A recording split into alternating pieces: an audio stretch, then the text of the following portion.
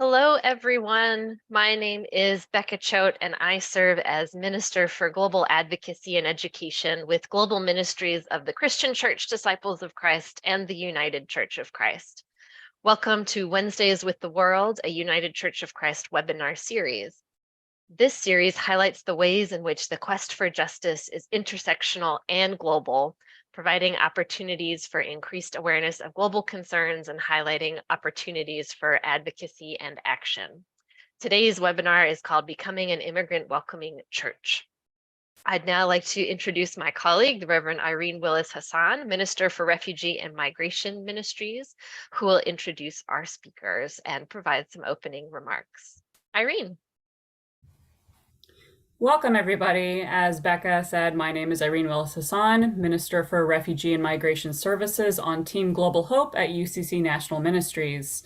If you're joining us today or watching this recording later, it probably means that you are one of the thousands of UCC members or churches that have either participated in welcoming immigrants to the United States, or you're interested in learning how to do so with the support of the church. Questions will be taken at the end of the panel presentation, so please drop those in the Q&A area at the bottom of the screen.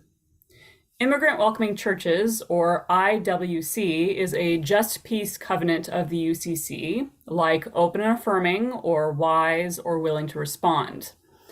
Although as a denomination, we've been welcoming immigrants since our merger in 1957, the IWC designation formalized after the 2017 Synod resolution on becoming an immigrant welcoming church. We've invited you all here today to discuss the designation and introduce the newly updated resource guide for IWC congregations. There's a lot of reasons to become formally part of the IWC network. The landscape of immigration has changed dramatically this year, from new private sponsor programs through Welcome Corps and enormous changes at the border, including the end of Title 42 that just happened last week and the inception of the CBP One app. If the terminology I just used is foreign to you, then that's one huge reason why I invite you to formally join our network. We at Refugee and Migration Ministries of the UCC and the UCC National Collaborative on Immigration closely follow these policy changes in immigration, and we work together to provide accurate and updated information to our network. Becoming a formal member of the IWC network allows you tailored access to training and resources to help sustain your immigration ministries. Working with vulnerable populations, such as immigrants, it's hard work, and we want you to know that you don't have to do it alone, and we will walk with you and provide the best practices of being with vulnerable people and the needs that they might have. And this brings me to the most important reason why we ask you to join formally the IWC network. It's the network itself. Churches experience a range of needs when advocating for and hosting immigrants, from needing more volunteers, to needing funding, to needing to find resources such as housing or lawyers.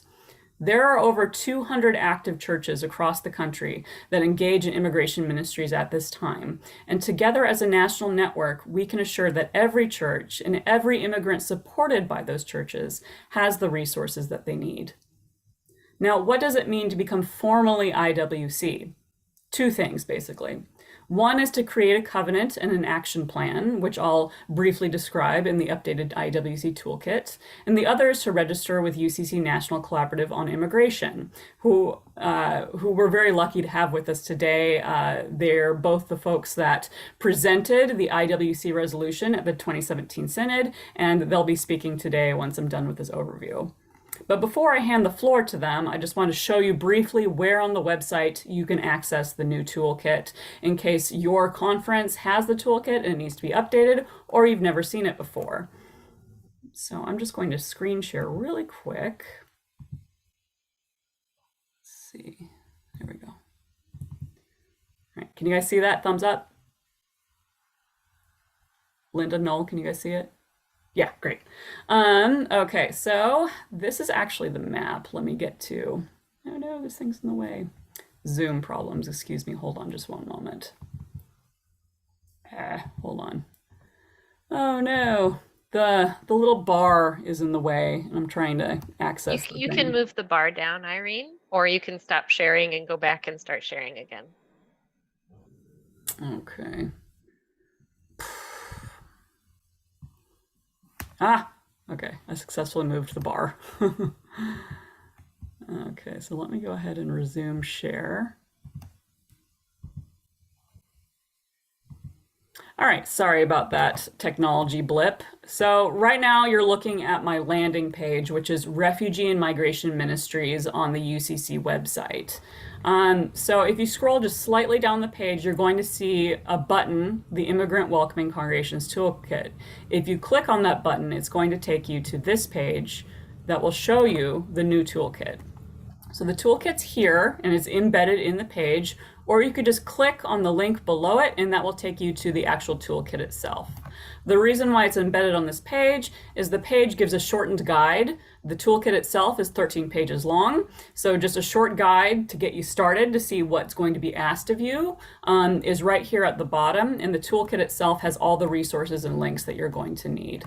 I also wanted to highlight for you our migrant hosting map. So our current network is symbolized by, well, of course it's not working. There we go.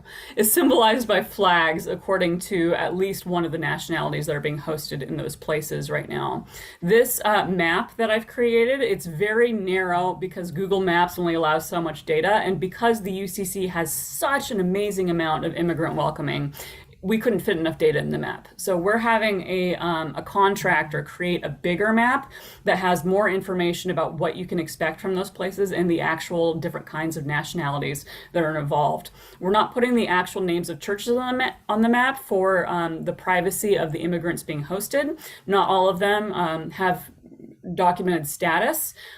So if you choose to have your name included on the map and become an IWC church, we won't exactly put your name. We'll just put your location and some information about what you guys do. And if someone inquires about what exactly that church is, they can either reach out to Noel Anderson or I, and we'll connect you to that church. So those are the new resources that you can look for and expect from being an IWC church from the national office. So I'm going to stop sharing now. That worked to stop sharing? No. Beep. All right, cool. All right, so at this time, I am very pleased to welcome Noel Anderson and Linda Jaramillo. Linda Jaramillo served as the officer and the officer of the UCC and executive minister of Justice and Witness Ministries. She lives in Portland, Oregon, and she's a member of Ainsworth UCC and active in the Central Pacific Conference Immigrant Welcoming Network of Churches.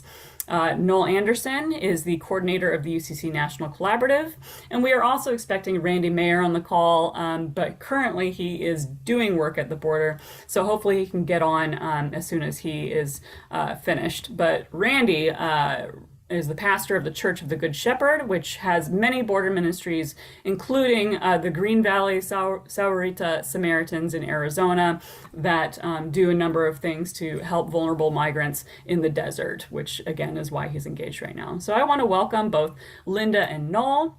And I'm going to start out with the question for Linda about, I know that you had a very central part in creating the Synod resolution for becoming an IWC church. Can you tell us more about what inspired you to want to create this network and how becoming formalized in the network is going to be helpful for both for churches and the immigrants that they serve? Thank you for being with us. You bet. Thank you, Irene, and thank you all for being with us. I was just looking in the chat and seeing all the people from all over the country, actually, and we have some folk from Toronto who have joined the webinar as well, which is exciting.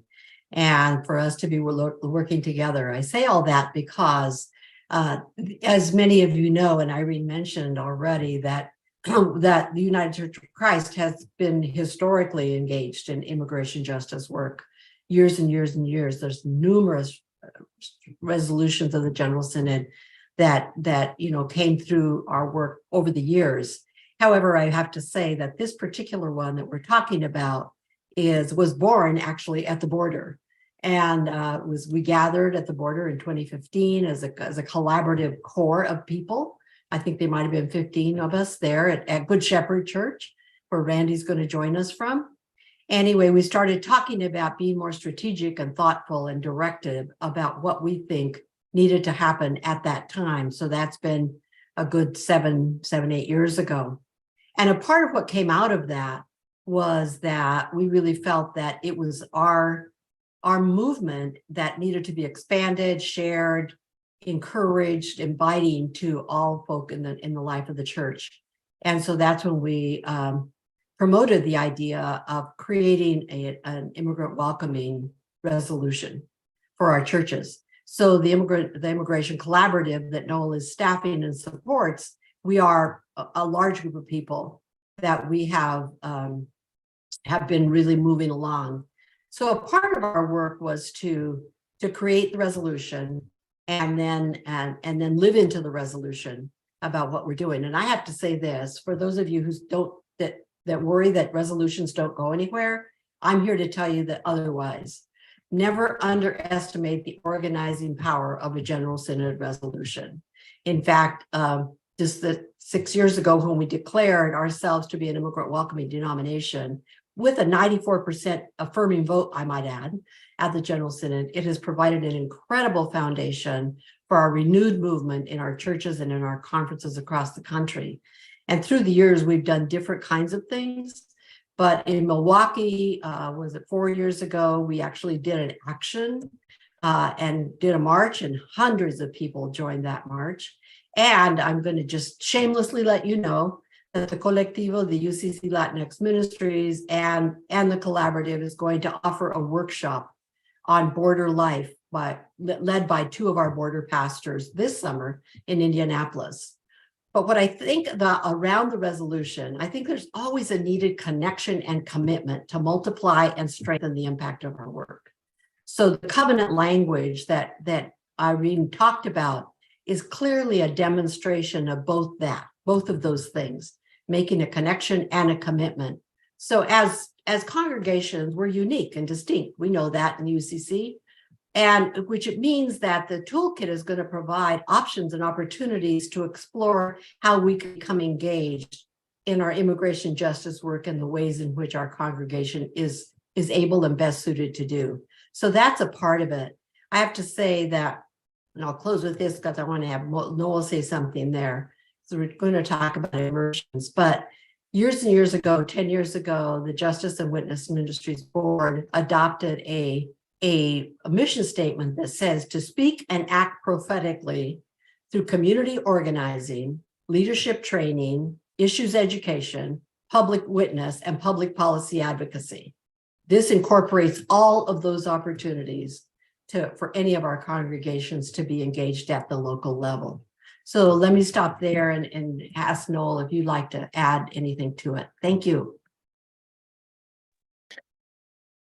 Well, it's hard to add much on to whatever Reverend Jaramillo has to say, because she's just so full of wisdom, and it's been such a joy to work with her over the years, and so glad to have Irene, also Reverend Hassan, also helping us out on this issue and organizing this webinar. I think, for somebody who's been involved in this issue, and I know many of you have been involved in this issue for a long time, there was perhaps a moment where we thought immigration reform was going to fix a lot of the dynamics around the issues that we care so much about. And of course, we continue to fight and are in solidarity with all of our undocumented siblings around trying to have that, ability to adjust status, or in the meantime, have relief from deportation. So currently, we're also working on things like advocacy to the administration around DACA, around temporary protected status that could benefit, hundreds of thousands of folk from Central America as well. So there's always multiple avenues that we're looking at our advocacy.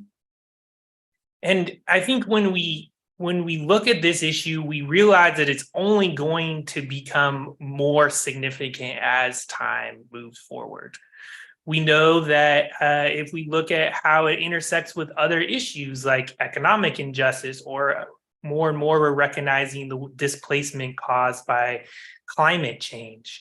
And so when we have destabilization of democracy globally, and we have increased natural disasters, who are the most folk showing up right now at the border? It's Venezuelans, Nicaraguans, Haitians, Hondurans, right? So we know that this issue is only going to be more pertinent for how we respond as congregations, as the denomination, as the United Church of Christ says something about who we are. It says something about what is our faith, what is our purpose and mission, and how we welcome newcomers is part of our DNA. Do we actually have an extravagant welcome? And I think many congregations have been working on this, have been struggling with this. And those folk are mostly part of the Immigrant Welcoming Congregation Network already, and have done tremendous work over the years, hosting and accompanying asylum seekers, or making new paths forward at the state level to pass legislation that benefits immigrant folk coming into our communities. We've also seen that the national advocacy continues to be really important, whether we're talking about rebuilding the refugee resettlement program, or figuring out what does it mean. And I know Reverend Hassan has been really focused in on this too. How is it that we are doing community sponsorship? How does the work of sponsorship for refugees link to our asylum accompaniment and our advocacy to stop the asylum ban, to restore the asylum the way that it should be? And also is linked to the broader, our service work is linked to our advocacy work, which it goes back to how are we making a bold prophetic statement. We want to be merging the service work with the advocacy, with organizing, so that we can be that voice for justice. And this network, the Immigrant Welcoming Congregation model, presents a way in which we connect to our conferences, to our national church, and of course, what we're doing on the ground with our congregations. Thank you both. I appreciate that very inspiring feedback that you provided. Another question that I have, and welcome to Randy as he connects to audio. Another question that I have is, what could churches expect being part of the UCC National Collaborative? Like, why should churches register? There's a lot of churches out there that are welcoming refugees sort of on their own in enclaves, and ecumenically, which is great, and we very much support ecumenical interfaith work. So what would be added to being part of our IWC or UCC National Collaborative Network should they decide to register and join? I could answer that, because I have to say, as I talked about the fact that how important the national General Synod resolution is, and I'm really proud to say that Central Pacific Conference, where I am in Portland, we're Southern Idaho, all of Oregon and Southern Washington geography. But one of the things that has been really clear is that we take General Synod resolutions very seriously. And with that, what has happened over the time is that there's been a creation of a network in the conference of immigrant welcoming congregations. And in the conference, it has been really useful. And I know a couple of our folk are here in the webinar from this. But the network here has provided not only the knowledge base of what's going on nationally, but also how can we interact with each other in a geography, a closer connection. And we're very strong partners of the Interfaith Movement for Immigrant Justice and so forth. So we now have 12 active immigrant welcoming congregations, and a conference is 41 churches. You can see the strength of that, and others considering that, or others doing a different part of it. So that to say, we meet monthly and we talk about best practice, we talk about the experience, we talk about how we can support one another, and that kind of work. So each of our congregations, as I said, distinctly really takes on a different piece of what they are doing. And it sort of makes a holistic weave in our particular conference. And I do know that other conferences across the UCC have done the same and are working toward doing the same. but it's almost as if you organize locally to act globally. And that helps us to really get at some of the public policy issues that Noel mentioned, but also to influence our own local public policy. And I'll say this, is that Oregon is a new sanctuary state and has come a long, long way in the ways in which we have provided influential testimony to our legislators who have actually created a really good framework for us to support immigrants and refugees. So that's kind of one of those ways that I would encourage registration. We know who we are. We can actually call each other up, talk to each other, and then even organize those border experiences and so forth, which I think we're going to talk more about. But that's one of the things that I would really strongly support. And we've lived into it, and it really has worked for us. Yes, I totally agree. And I want to emphasize the privacy of the migrants by having this internal network where we're able to share about resources that individual migrants need rather than putting it on a public map somewhere where someone could see exactly where we are. That's another really good use of this network, is to be able to keep the people that we're working with safe and also be able to just connect with each other. Because, for example, I had a church in one state that was able to donate a large sum of money to a church in a different state. I've done that a few times when they needed help because they had a mass amount of migrants that they were working with. It is possible, even if they're not in your neighborhood. We're a neighborhood of the UCC National, and that's another encouragement I have. Randy or Noel, do you have any more comments about why folks what would be the purpose of registering with the UCC National Collaborative?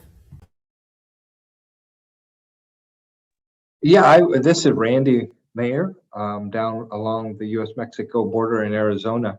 I think one of the big advantages is that we're always trying to build a network. And so we know of a church in a particular community that's registered, that and we know of a family that's in that community. We could help connect them so they could accompany each other, really. It's really important for churches to reach out to the migrants that are in their community. The immigrant community is all over the country now, and we as church people can kind of walk along with people if we know that they are there.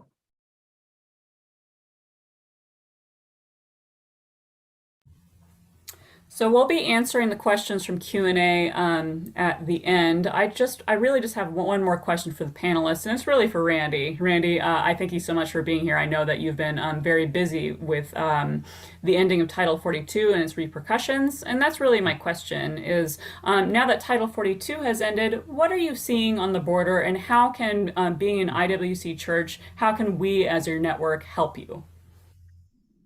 Yeah, I mean, we've been preparing for this for quite a while. I know here in our region in Tucson, the Casalitas, the shelter in Tucson, has been seeing around 1,600 to 1,400 people a day lately. So that's a slight increase of the asylum seekers that are coming across the border. Surprisingly, in this area, a lot of the migrants, asylum seekers, are from Mexico as well as from India. So those are a little bit different populations than we normally see down here. What we're expecting, though, is that people, because of Title 42, which is essentially with the lifting of Title 42 and putting in place a lot of Biden's new immigration laws, is that we're going to begin to see desperate people going through the desert because they're not going to be able to legally apply. And the violence that they're fleeing is not something that I know the Biden administration is saying, hey, just stay where you're at and apply where you're at, or enter another country on your way and apply for asylum on the way.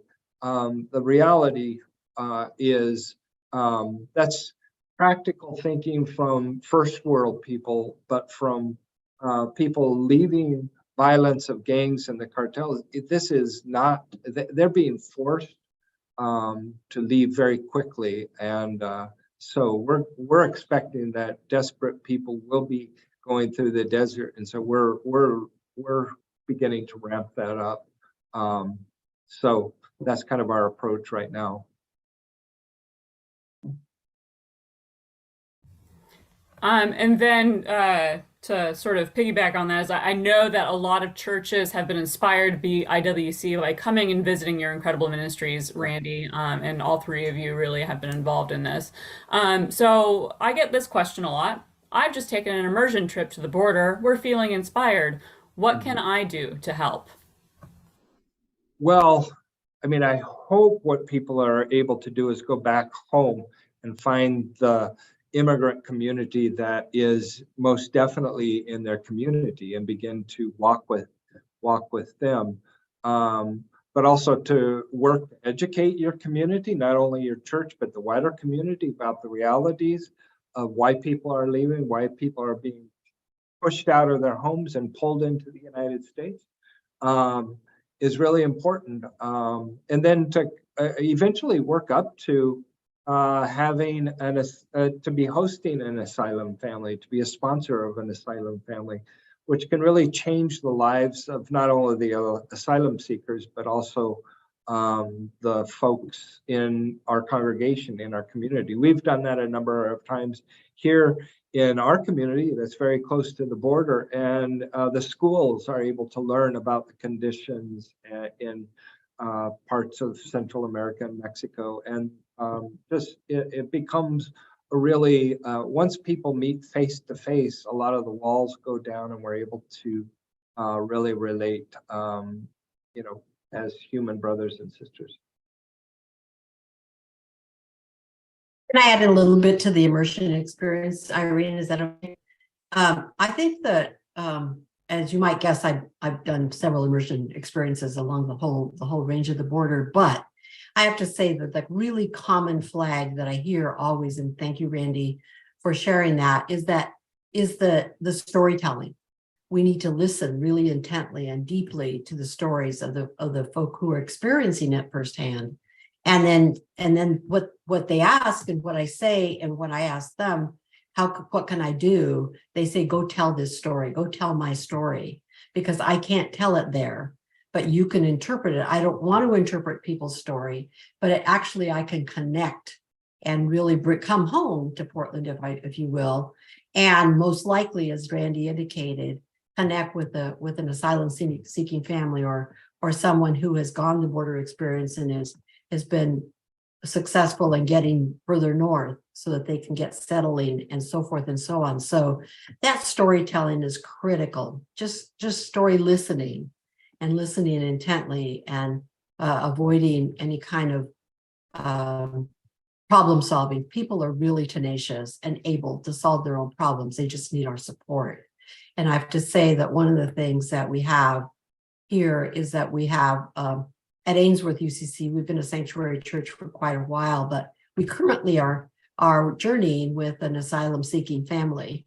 And they're part of our congregation and got married in our congregation and raised their kids. And we have a new baby coming in the family. And in fact, Irene was here in February, and all of our churches gathered and joined with the family at one of our local congregations. And it was a wonderful evening just to hear story and listen. And the good news is, I have to say, that they're well on their way.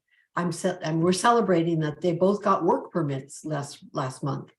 And so moving toward that is one of those ways that's very enriching. And I know, for example, lots of folk on this webinar have done the same and are doing that same kind of work. And it's really wonderful to see. I see Diane Haynes there. Minnesota's rocks. They're rock stars. So just they go to the border all the time, as Randy indicated, and we just really are able across the country and in the UCC to have those similar experiences through those immersions. And then the other thing I would add is, go to the resources that we've helped create. I mean, it really is a step-by-step, the toolkit we have on becoming an immigrant welcoming congregation. And I think those steps are perfect for a congregation that's coming back from the border and fired up. And as our other panelists all, said, that when people see that you're transformed coming back, that really has power, and people really begin to listen at that point. And so the educational aspect for the rest of the congregation and the surrounding partner, organizations, all of those pieces make a difference. And we know that there are borders within our own cities, within our own communities, even lines of segregation.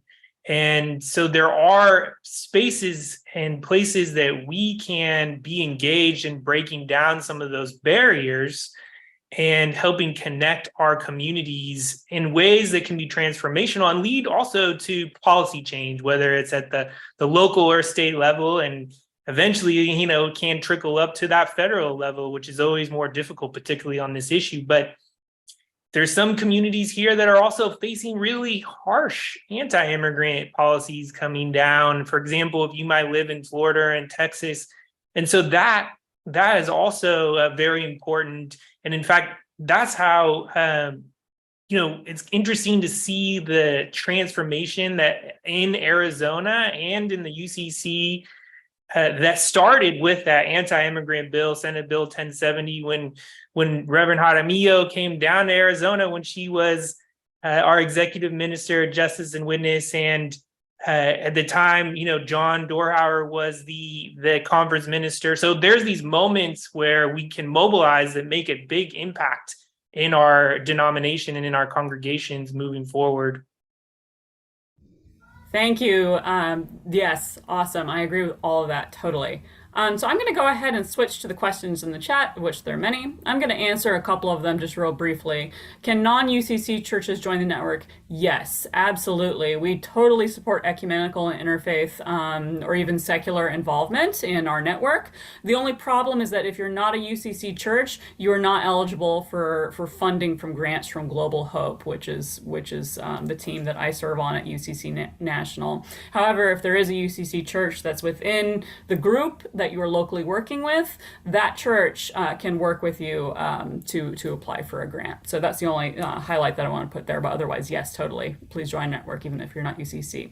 The other one that I wanted to go ahead and briefly answer before I turn it over is, do we follow the requirements in the toolkit to join the IWC, or are there other requirements?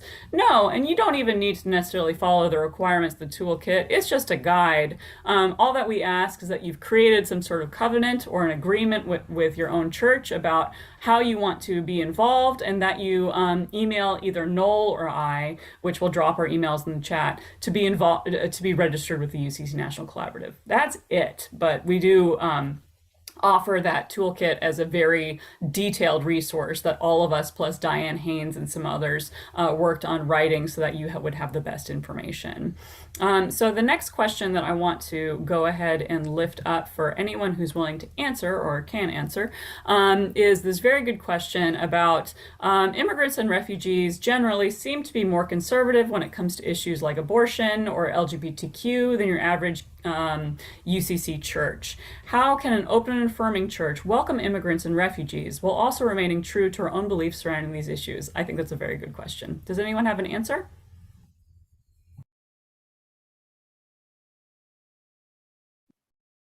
I'm gonna do my best to answer with a response that says, don't make assumptions, because I think that many of our congregations who become immigrant welcoming and also are open and affirming and are also anti-racist and are also, so there's that engagement. And a part of what I say that, why I say that is that that's not been our experience, especially not in the Central Pacific Conference, but if it is an experience, I think it opens the door for dialogue and actually prayerful discernment and transforming experiences. And I also think that one thing to remember is that it's not also unusual for persons who are seeking asylum to actually have been expelled from their country because they're LGBTQ and A. So their sense of safety is really something to really be conscious of. And I think that's one of the things that is also the case. I am aware of the City of Refuge and Refuge Ministries and the Fellowship of Affirming Ministries, who is a partner to the UCC, has done enormous work in immigration and asylum seeking. So those are dialogues that I suggest, if that's the case and you encounter that, to go deeper into the conversation. I also want to add that we have in our UCC network an LGBTQ asylum house. It is currently way past full, and if anyone wants to open another LGBTQ asylum house, that would be a really good use of funding from the UCC, and I highly encourage it. You're welcome to email me about it. And for the exact question about how to engage that, as a member of the LGBTQ community myself, I always think of it in terms of power dynamics. The immigrant generally has way less power in the community than you do as a pastor of a church. And so being willing to let go of, for me, this is my personal experience, being willing to let go of my need to be right in that conversation because that person needs empowerment more than I do in this particular situation. That's important for me to keep in mind as an LGBTQ pastor who works with immigrants who may not necessarily agree with me being woman pastor or me having an LGBTQ identity. Okay, we have a lot of questions, so I'm going to go ahead and continue on. The next one's about the Afghan Adjustment Act. Of course, we know that humanitarian parole for that population is ending this year. Does anyone have any updates on that? This might be a question for Noel. Yeah, so the Afghan Adjustment Act, I mean, as you probably know, a good portion of Afghans came in on humanitarian parole. A lot of people are also able to get a special immigrant visa where they'll be able to adjust status. But for thousands of people, they need to either apply for asylum or we could pass the Afghan Adjustment Act, which would create a pathway to citizenship. That currently is once again being introduced and will be part of the appropriations fight. I think that it is going to be an uphill battle with this current makeup of Congress, but it is something that we'll continue to advocate for, and there has been at least some bipartisan interest in this. Now, what was the other question here around advocacy? Yeah, I was just asking, they were just asking if there's a way that we could, try to push for the Afghan Adjustment Act to pass, which I think that you've answered. If you have further questions about the Afghan Adjustment Act, please email us. I want to be sure to get through these questions before we're at the end of time. The next question is, are there resources relating to advocating for changes in the federal immigration policy? I'll turn that over to you again, Noel. Yes, the difficulty that we've had that has vexed us now for, 30 years since we've had a positive, and maybe more now, immigration reform, has been the politicization of the issue. The reality that many more people are pushing this idea of replacement theory, which is really linked to a white supremacist ideology. And so the type of policies we're seeing at the border are really rooted in racism. And we're seeing that more in our refugee program. I mean, we saw much broader bipartisan support for refugee resettlement when we were primarily resettling people from the Soviet Union. And that has really changed, right, to African and Middle Eastern countries, Asian countries, et cetera. So, I think that we're going to continue to see this battle to try to get any kind of legislation passed that would create a pathway to citizenship. We are seeing small improvements around things like funding for services. Search World Service is working on a case management pilot program that would create funded case management services for asylum seekers. But at the same time, the Biden administration has really grabbed hold of a lot of Trump policies regarding for example, the asylum ban, which make it much more difficult for people to claim asylum.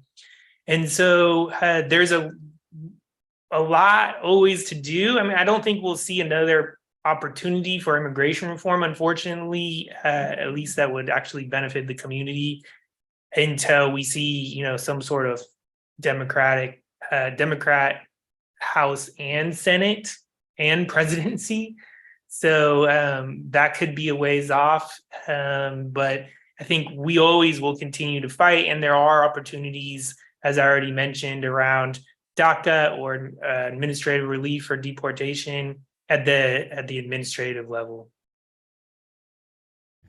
Thank you, Noel. Indeed, it's frustrating sometimes watching the system just completely stay on that militarization trajectory. The next question is, it might help to explain the legal difference between UNHCR refugee, asylum seeker, and humanitarian parolee. These differences are explained in the toolkit, which is why we lift up going to that toolkit and the different ways in which you can engage. There's lots of ways to engage with immigration ministries and different populations to engage with, and so those are all covered in the toolkit. The next question is, we refer to the border and seem to focus on the southern US-Mexico border here in North Dakota. We are close to Canada. Are the issues and opportunities at our northern border similar or different? I open that up to any one of you who wants to answer it.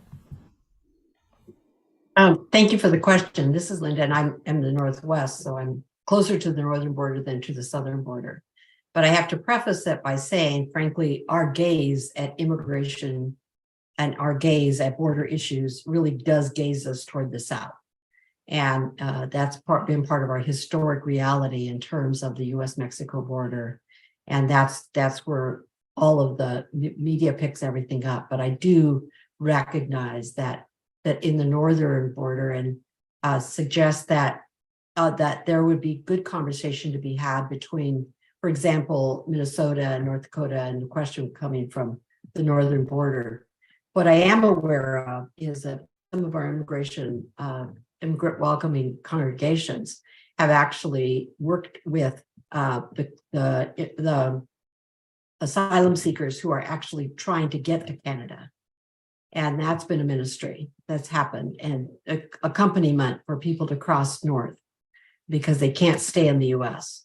So that's one area that I am familiar with, of people driving people to the border and helping them get across. Now, that doesn't mean that there's not an issue in the Canada-US border at all. It's just acknowledging the difference in the dynamic that happens there, but also the recognition that, frankly, and I know Randy will agree with me, the US-Mexico border affects all of us as far north as we can imagine.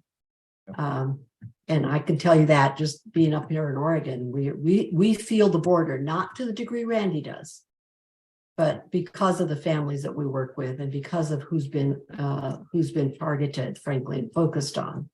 So that's the only way I can suggest in terms of working from the northern border. And that dynamic, it definitely is different, and I acknowledge that. But I'd say the Minnesota Immigration Network is pretty active, so that may be a place to connect with folk. Deb from North Dakota. Yeah, I would just add that I grew up in Montana, and so I experienced the northern border for the first 25 years of my life or so. And then now I've lived here along the southern border. What we say, the only difference between Arizona and Montana is about 50 degrees. And the border situation is much different. There are two really good groups that I think people need to be aware of. That the Good Shepherd is a member of the Southern Border Community Coalition, which is a group that works with all of the communities across the southern border. Because really what happens, especially at a national level in Washington, D.C., is nobody really is speaking up for the southern border communities. There's lots of immigrant rights groups, But when usually what happens is the border communities kind of get thrown under the bus legislatively. We're always throwing more money at the border to militarize the border. We live here, I live here, and our communities are the safest in the country by far, and yet all of the militarization is sent here. So that's the Southern Border Community Coalition that does a great job of advocating for the southern border. There is a sister organization called the Northern Border Community Coalition as well, and so they work with us a little bit and attend a lot of our meetings. So those are good groups to connect with, because the reality is there are becoming much more intense immigration issues along the northern border, and more border patrol is being sent there. I understand there are some walls being built up there, but nothing compared to the southern border. The other reality I think we have to acknowledge is that in many ways, the situation along the southern border quickly becomes a very racial issue. After 9/11, the United States really didn't focus on the northern border, where supposedly some of the terrorists came in from the northern border. None of them came across the southern border, but that's where all the attention was put. Why? Because of the color of the skin of the people that were crossing the southern border. And so it's just another piece of our racial history in this country that we've never come to terms with. And in order to resolve many of these issues, we got to go back to the central core issues that are causing the United States to come apart, and many of them are racial. I would also add that Welcome Corps has made it so that you can host an immigrant literally anywhere. Is it a good idea to host immigrants in places where there are not immigrant-focused communities? That's yet to be seen.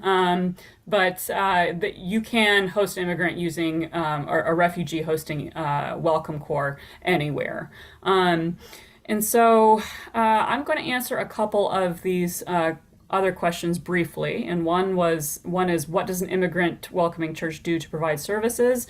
There's a huge range of services that can be offered. You can host community programs. We have maybe 30 or 40 churches that have just community programs. You can sponsor a refugee. You can do asylum accompaniment. You can do a border immersion trip. You can do all of these things. You can open an LGBTQ asylum house.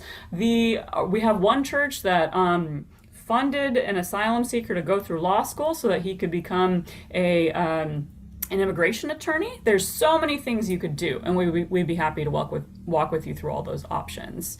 And then another one is what's the difference between an immigrant is joining the network synonymous with being an immigrant welcoming congregation, and what it means to say our church is already recognized being in network. We're doing immigration work and have been prior to this in 2023. Yes, of course, we totally validate those who are doing immigrant welcoming in the UCC, whether or not they've signed up for the UCC National Collaborative on Immigration. The only difference is that if you are in the UCC National Collaborative on Immigration and signed up to receive alerts and messages and have access to the contacts that we have, that just gives you more resources. So that's the only difference. Does anyone else have any any wisdom to share on what the difference is between just being immigrant welcoming and being in the UCC National Collaborative? I would just add one quick, is that the covenant is important within the congregation. So if that can happen within the congregation, that's really also very helpful.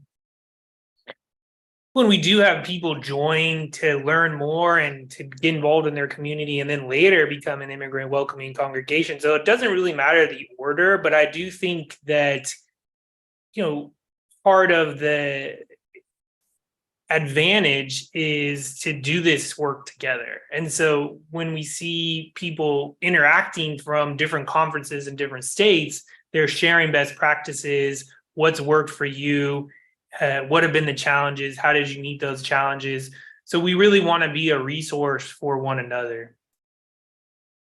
And one thing I did forget to mention around advocacy points is your state and local level. A lot of times we can make a bigger difference there.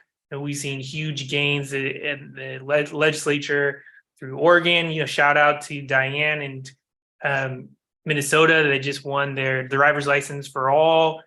There's a lot of other things that are related but not related, connected, like healthcare for all, and including undocumented people. So there's a lot of work to do at that level, and even the smallest difference, like making it easier for immigrants to be able to get their professional licenses as nurses, for example.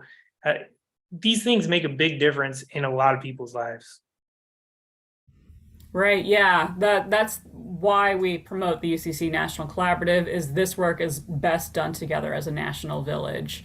And one more question is that becoming an IWC congregation, is that separate than signing up for Welcome Corps or CWS? Yes, that's us. That's your internal network. CWS is more of an umbrella network for resources and information, but we're going to be your village. That's the difference, is we're going to be your relationships, whereas CWS or Welcome Corps would provide you more information. We are connected with both. So we are almost out of time, so I'm just going to give you guys one last question. It's kind of a big one. And if you have any follow-up questions, please feel free to email me. Becca, if you don't mind dropping my email and Noel's email in the chat, where your best contacts for further questions. So this comes from Francis. Is there anything to be done to get work authorization for thousands admitted into the U.S., but in limbo for years until they have a status hearing, since many are being given hearing dates in the 2027s, and I understand the backlog for asylum seekers is over 1 million?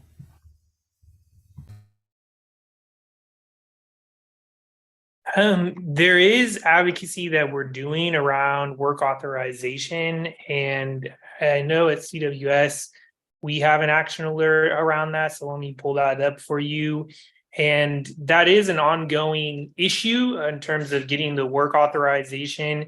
We're also part of efforts to clear the backlogs and create more capacity for processing asylum seekers, among other visa applicants.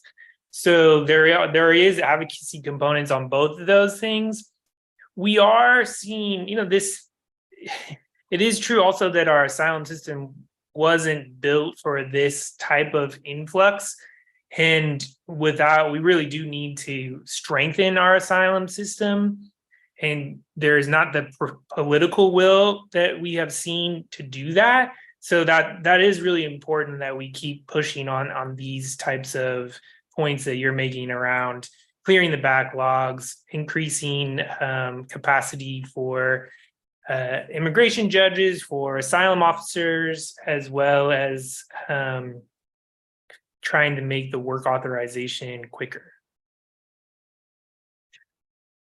I would just say that, our immigration system and asylum system is so old, and we haven't regularized people's status. The only thing we've done in the last 30 years is continue to throw more money at the border, militarize the border, put more agents at the border, put more technology. Even now, the bills continue to come up. Our politicians are basically bankrupt on any sort of creativity. They only know one thing: throw more money at the border. We have to get over this urge to just militarize everything. We could quickly resolve this if our politicians would throw that option out the door. They've used it for 30 years. Let's try something new.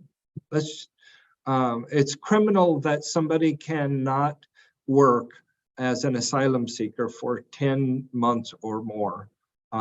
We're basically creating just a horrible system where people are unable to contribute to the community and provide for their families, and become really dependent on their sponsor, who is not able to do that.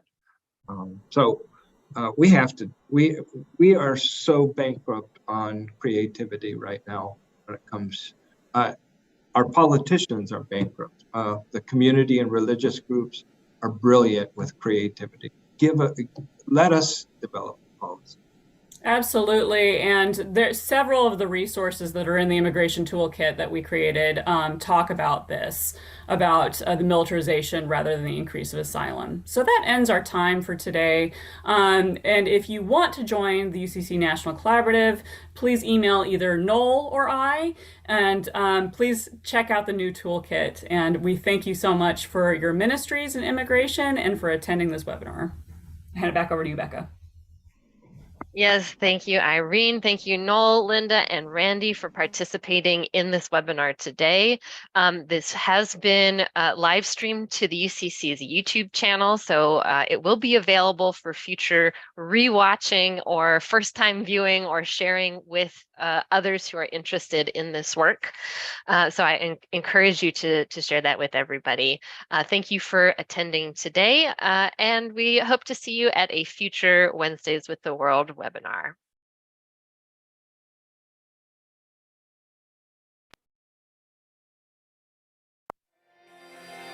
Siblings in Christ, if this conversation has moved you, if what's been offered here has helped enhance your ministry or your soul, please consider donating towards the annual fund of the United Church of Christ by texting UCC to 41444.